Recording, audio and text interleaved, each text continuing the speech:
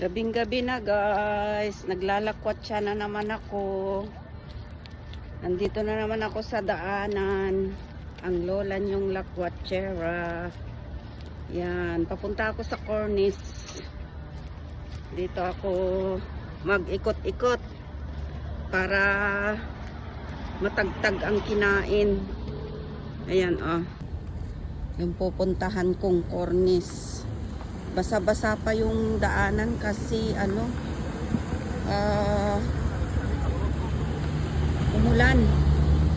umulan siya guys.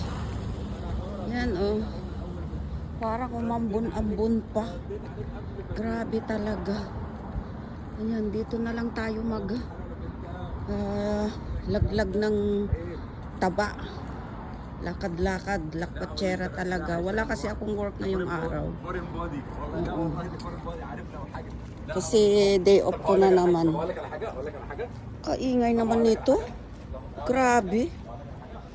Ayan oh guys, yan. Nandito na ako sa my garden. Tignan nyo, kay ganda talaga yung views dito sa garden, lalo na pag sa gabi. Ayan oh. Kikita nyo lahat ng mga ilaw. Napakaliwanag dito. Hindi ka talaga natatakot na mamasyal-masyal. Kahit na gabing-gabi na. Walang takot. Ang sarap ng simoy ng hangin kasi umuulan siya. Maambon-ambon siya guys. Yan o, tingnan ninyo. Tatagpuhin ko nga dito yung kaibigan ko na lakwatsera din. Dito sa Cornice.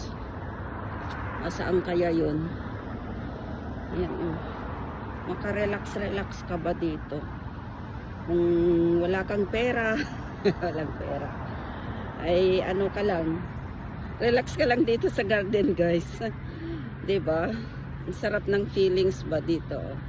Ayan o. Ayan. Tignan yung maigi o. Diba? Ang ganda-ganda. Grabe. Ang sabi nila yung Saudi ay nakakatakot. Hindi. Dahil mga Muslim yung mga tao dito. Hindi. Relax lang ang tao dito. Mas maganda pa ngang pakisamahan mo yung mga Muslim kaysa sa katulad nating Christian eh.